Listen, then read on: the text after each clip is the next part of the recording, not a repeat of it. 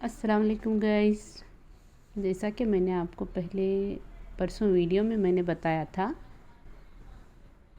कि मैं अचानक इंडिया चली गई। इसकी वजह ये थी कि मैंने ये भी बताया था कि मेरी अम्मी जो इंडिया में रहती हैं वो बहुत बीमार हो गई थी। इतना बीमार हो गई थी कि डॉक्टरों ने कुछ भी नहीं कहा, वो सब अल्लाह के ऊपर छोड़ दिया था। कह रहे थे कि अब बस अल्लाह ही को कुछ करना होगा, मतलब सबका फ़ैसला अल्लाह पे छोड़ दिया था। तो हम लोगों ने अपनी अम्मी को अपने घर लेके आ गए। तो इस तरह अम्मी का प्रॉब्लम ये था कि अम्मी की किडनी एकदम पूरी तरह से डैमेज हो गए थे, मतलब ख़राब हो गए थे। और अम्मी को पेशाब बंद हो गया था, एक दिन से पेशाब आना बंद हो गया था, यूरिन आना बंद हो गया था। तो हम लोगों ने अम्मी को वहाँ पे हॉस्पिटल में 2 दिन आईसीयू में रखा। तो डॉक्टरों ने बस बिल बना दिया और मेरी माँ को इतनी तकलीफ़ दी है मेरी अम्मी को कि आईसीयू पे आप तो जानते हैं कि आईसीयू के अंदर किसी और को आने नहीं देते, बस डॉक्टर्स, नर्सेस और हम लोगों को अगर जाना हो तो विज़िटिंग हावर्स में जाना होगा। उसके बाद हम लोगों को नहीं छोड़ेंगे और पेशेंट को तो बस अल्लाह के हवाले कर देना है वहाँ पे आईसीयू में जाके। और मेरी अम्मी की भी एज हुई थी लगभग, तो इस लिहाज से अम्मी की उतनी ताकत नहीं थी कि वो जो बर्दाश्त से बाहर हो गया था। तो अम्मी को मतलब डायलिसिस करा गए थे। इससे पहले भी अम्मी को 1-2 बार डायलिसिस किया था, तब अल्हम्दुलिल्लाह अम्मी ठीक थी। लेकिन अचानक से एकदम अम्मी की हालत और बिगड़ गई। तो मेरे बहनों ने हॉस्पिटल में एडमिट किया था। तो मुझे फ़ोन आया कि अम्मी एकदम सीरियस हो गए हैं, आप आ जाओ अम्मी को देख लें। तो लास्ट उम्मीद थी, कुछ भी उम्मीद तो बाकी नहीं रही थी। तो जब मैं जैसे ही गई तो मैंने देखा कि अम्मी को बिस्तर पर लिटाया था और अम्मी एकदम मतलब अपने आप में नहीं थी, बस दरूद शरीफ, दरूद ताज और कलमे वग़ैरह पढ़ रहे थे, बस यही था अम्मी का। मेरी अम्मी तो हमेशा दरूद शरीफ पढ़ती रहती हैं, पहले से भी, जब से हमने बचपन से देखा है तब से ये हमेशा लबों पे दरूद शरीफ रहता है। तो इसकी आदत हो गई थी अल्हम्दुलिल्लाह। और वो आशिक़ रसूल भी हैं अल्हम्दुलिल्लाह। तो हमेशा उनके लबों पे दरूद शरीफ चल रहा था। तो मैंने देखा, जैसे ही जाके देखा तो मेरे तो होश उड़ गए। मेरी तो रोने की इंतहा ना रही, बस यही गम मना रहे थे सभी।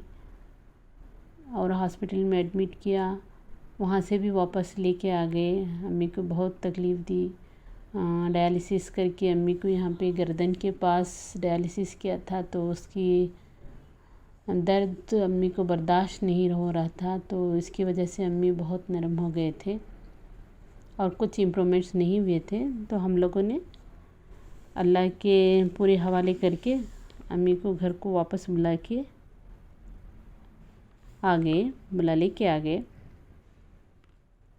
फिर हम सब, मेरे भाई सब वग़ैरह सब चले गए। तो अब मैं और मेरी बहनें थे। तो मुझे अचानक रात में ख़्याल आया, क्योंकि सबकी माँ होती है। तो एक औलाद को उसकी माँ जो तकलीफ़ से गुज़रती है वो आँखों से नहीं देख सकती, एक औलाद, कोई भी औलाद। तो हम लोगों को बहुत ही गम हो रहा था, मतलब इतना रो रहे थे माँ को देख के बस नमाज़ें पढ़ के दुआ हर वक्त दुआ मांग रही थी। मैं तो तहज्जुद में भी अल्हम्दुलिल्लाह दुआ मांग रही थी। मैंने सरकार से हज़रत बीबी आमिना रज़ियल्लाहु ताला अन्हु का वास्ता और उनकी भीख मांग के अम्मी की सेहत के वास्ते दुआ की। तो उसके बाद अम्मी थोड़ा अच्छे हो गए, थोड़ा लगभग रुपए में एक 10% भी नहीं, 5% अच्छे हो गए। तो मुझे अचानक एक बात याद आई कि कहीं गूगल में सर्च तो करें कि कोई आयुर्वेदिक इलाज तो नहीं, कोई ऐसा इलाज है कि अम्मी को जिससे मतलब हर्बल का इलाज कर सकेंगे, जिससे अम्मी अच्छे हो जाएंगे इंशाल्लाह। मुझे एक उम्मीद थी, मुझे ये बस मेरे दिल में था कि चलो कहीं कोशिश करें, देखें कि कोई तो होगा ऐसा इलाज हर्बल जिससे मेरी अम्मी अच्छी हो जाएंगी। मुझे एक उम्मीद थी कि इंशाल्लाह जो मैं सर्च कर रही हूँ वो मुझे मिल जाएगा, और यकीन था। तो मैंने जैसे ही गूगल में ढूंढा तो बहुत से हर्बल के और आयुर्वेदिक डॉक्टर्स के वीडियोस मिले। तो उसमें मैंने देखा, लेकिन फिर उनको करना मुनासिब नहीं समझी, क्योंकि वो पहले तो पेमेंट मांगते हैं और फिर अपॉइंटमेंट मांगते हैं और पेशेंट को लेके आने के लिए कहते हैं। तो इसलिए मैंने मुनासिब नहीं समझा। तो फिर मैंने एक हकीम साहब का वीडियो देखा था इससे पहले, जो बहुत अच्छे हकीम साहब हैं, अल्लाह उनको सलामत रखे, और उनका बेटा भी यही काम करते हैं, अल्लाह उनको भी सलामत रखे और उनके सारे अहल और याल को सलामत रखे। तो मुझे वो वीडियो याद आ गई। तो मैंने अपनी बहन से पूछा कि वो हकीम साहब जिनका नाम मैं नहीं ले सकती, वो हकीम साहब का आप जो वीडियो देखे थे, कोई लिंक है या नंबर है आपके पास? तो उन्हें मेरी बहन ने कहा कि उसकी फ्रेंड के पास उनका नंबर है। तो मैंने फ़ौरन से मांग लिया और हमने उनके साथ कांटेक्ट में बात किया हकीम साहब से। तो हकीम साहब अल्हम्दुलिल्लाह, हकीम साहब भी उस दिन थे उसी शहर में। तो हकीम साहब ने बात किया मेरी बहन से, और मेरी बहन ने सारा मसला अम्मी का बता दिया कि अम्मी को ये प्रॉब्लम है, अम्मी को किडनी बहुत एकदम डैमेज हो गया, इन्फेक्शन फुल हो गया है। जो भी डॉक्टर ने कहा था वही कहा, एकदम फुल किडनी पूरा डैमेज हो गई है, मतलब इन्फेक्शन हो गया है, और डॉक्टरों ने उम्मीद छोड़ दिया है, और हम लोग अम्मी को घर लेके आ गए हैं। तो सारा मामला बता दिया, और यहाँ तक बताया कि पेशाब भी नहीं हो रहा था, मतलब पेशाब बंद हो गया था अम्मी का 2 दिन से। तो हकीम साहब ने कहा कि ऐसा करें, आप पहले अम्मी को मैं एक जो हर्बल दवा बताता हूँ, आप उसको दे दें, उसके बाद मेरे पास आएँ। तो हकीम साहब ने बताया, तो हमने नोट डाउन किया। उन्होंने बताया, मैं इसलिए ये बात शेयर कर रही हूँ कि आपके घरों में भी कोई रिश्तेदार कहीं ना कहीं होगा जो परेशान होंगे, इस लिहाज से कि आपकी कोई ना कोई रिश्तेदार की तबीयत ना बिगड़ जाए, किडनी का प्रॉब्लम ना आ जाए, अल्लाह ना करे किसी को प्रॉब्लम आ जाए, और मैं जो स्टेज से गुज़री हूँ वो कोई ना गुज़रे, किसी को ना लाए अल्लाह ताला। इसलिए मैं बता रही हूँ, अगर कोई भी ऐसा फेस करे जैसा हम लोगों ने अम्मी का फेस किया है प्रॉब्लम, तो आप ये आज़मा के देखें।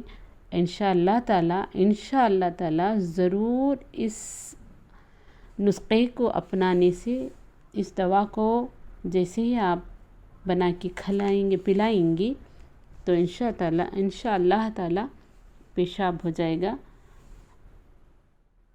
तो उसके बाद हम लोगों ने, जैसे ही अम्मी को पेशाब हुआ, तो हम लोगों ने, मेरी बहन और बच्चों ने जाके वो हकीम साहब से मिले।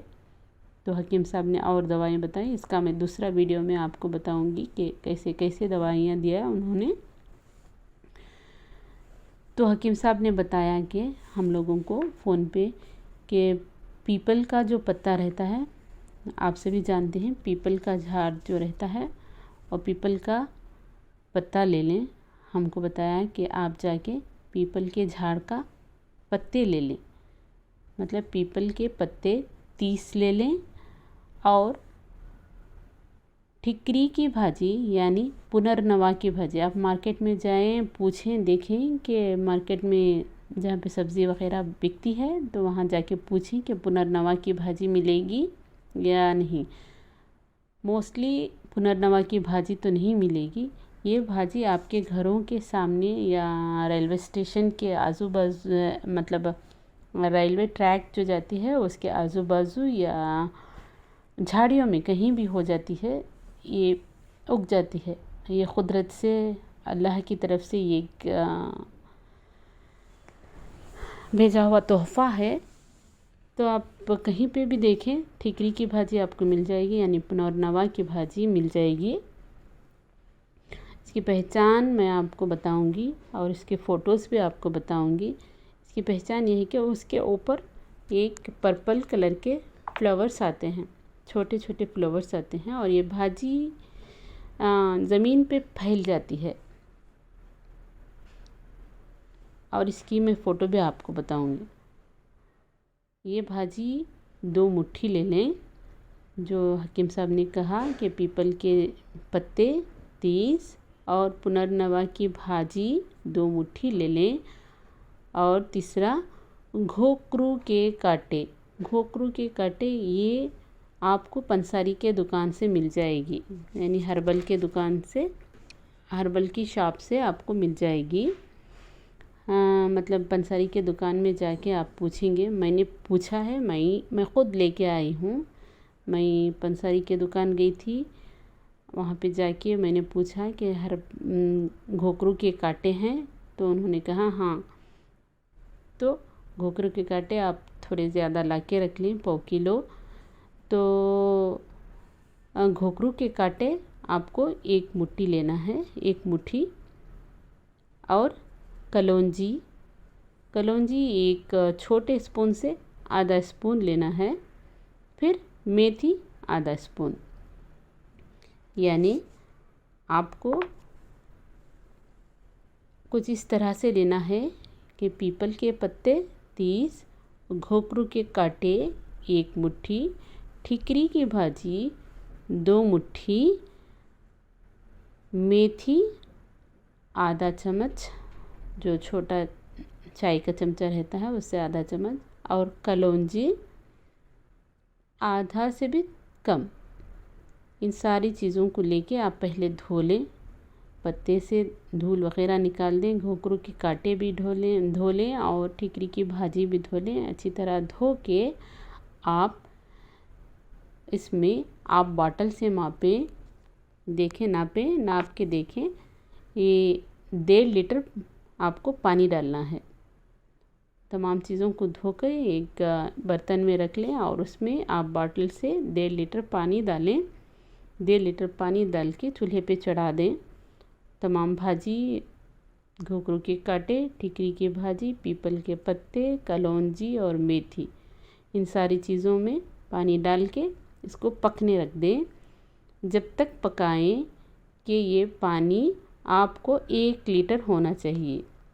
जो आपने 1.5 लीटर पानी रखा था उसको 1 लीटर होने तक इंतज़ार करें। जब अच्छी तरह ये पक जाए और 1.5 लीटर से 1 लीटर हो जाए तो आप चूल्हा बंद कर दें।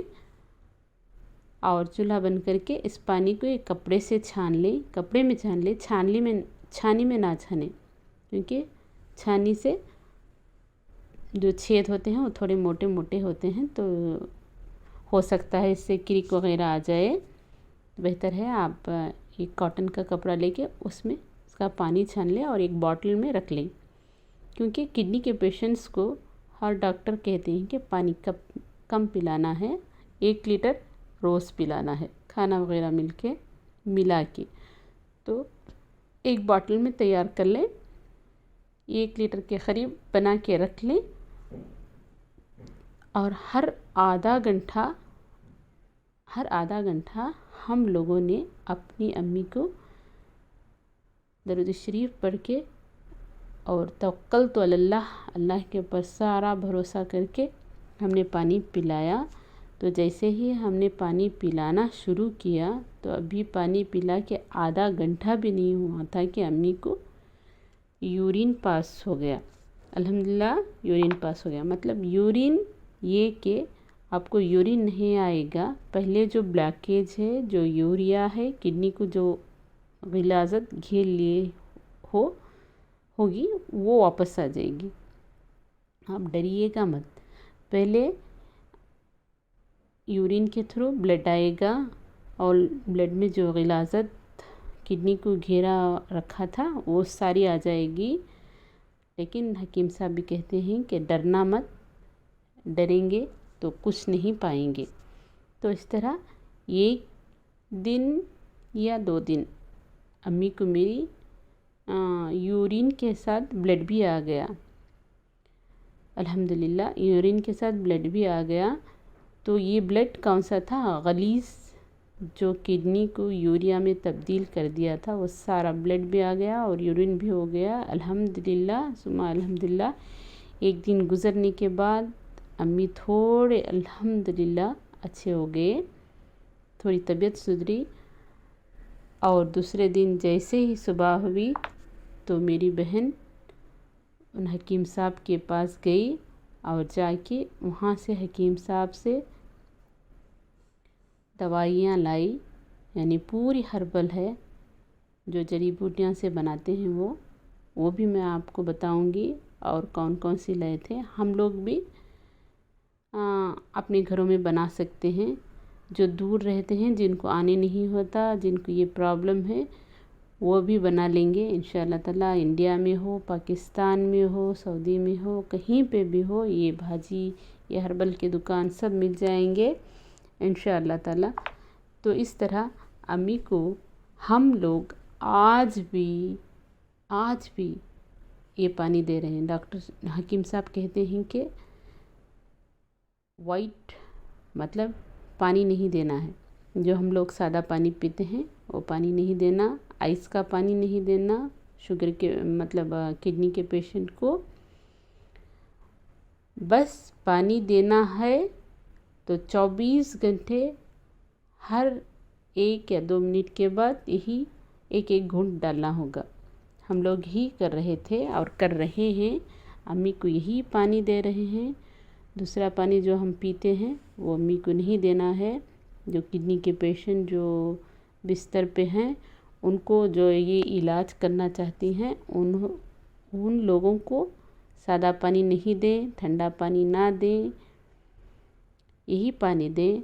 और जो हकीम साहब की दवाइयाँ हैं मैं आपको वो भी बताऊंगी कि कौन कौन सी दवाएं दे रही हैं हमारे अम्मी को। तो इस तरह ये पानी पिलाने से अल्हम्दुलिल्लाह मेरी अम्मी का यूरिन भी पास हो गया। अल्हम्दुलिल्लाह आज अल्लाह का फज़ल है और मेरे आका का करम है। दुआओं का सिला और गरीबों यतीमों को जो हम लोग देते हैं, मदद करते हैं, उसकी दुआओं का असर है। आज अल्हम्दुलिल्लाह सुम्मा अल्हम्दुलिल्लाह अम्मी हमारी 100 में 40% अच्छी हो गई हैं। अल्हम्दुलिल्लाह बातें करती हैं, थोड़ी देर उठ के बैठती हैं। अभी अम्मी का ट्रीटमेंट यही हकीम साहब कर रहे हैं, यही दवाएं चल रही हैं। हकीम साहब ने कहा है कि अभी 4 महीने तक अम्मी को सादा पानी नहीं देना है और बेकरी के आइटम्स नहीं देना है। दूध, अंडा, मच्छी, गोश्त और दही, ये सारी चीज़ें नहीं देना। इसका परहेज़ है। 4 महीने तक हम लोगों को अम्मी को इन तमाम चीज़ों से परहेज़ रखना है। इंशाअल्लाह ताला आप करें, इसका फ़ायदा उठाएं, क्योंकि मैं ख़ुद इसका एग्ज़ाम्पल हूँ। मेरी अम्मी ये फेस कर चुकी हैं। जीता जागता मिसाल है। अल्लाह को हाजिर नाजिर जान के मैं ये बता रही हूँ। के पीपल के पत्ते, घोकरू के कांटे, थिकरी की भाजी, कलौंजी और मेथी का पानी बना के पिलाने से किडनी का इन्फेक्शन, जो किडनी में इन्फेक्शन रहता है, वो सब दूर हो जाएगा। और मेरी एक रिक्वेस्ट है कि आप बेकरी के आइटम्स अवॉइड करें, बिल्कुल अवॉइड कर दें। ब्रेड वगैरह अवॉइड कर दें। घर में जो बना वो खा लें। इंशाअल्लाह जितना आप घर की चीज़ खाएंगे उतनी सेहतयाब रहेंगे, वरना जो आप बाहर की चीज़ें खाएंगे उसे आप अभी नहीं पता चलेगा। जब थोड़ी उम्र चले जाएगी, यानी हमारी उम्र गुजरेगी, तब हमको मालूम होगा कि हमें क्या क्या बीमारियां हुई, हम कैसे इसको फेस करें वो भी समझ में नहीं आएगा। इसलिए मेरी रिक्वेस्ट है आप तमाम से कि प्लीज़ प्लीज़ प्लीज़ बेकरी के आइटम सारे आहिस्ता आहिस्ता करके बंद कर लें। Okay bye. अच्छा लगा तो लाइक करें, सब्सक्राइब करें और कमेंट्स में लिखें कि मेरा जो छोटा सा ऑडियो है वो आपको कैसा लगा। और अम्मी का जो इलाज चल रहा है उसका भी कौन कौन सी दवाइयों का इस्तेमाल कर रही हूँ वो भी आपको बताऊँगी। Okay bye. अल्लाह हाफिज़।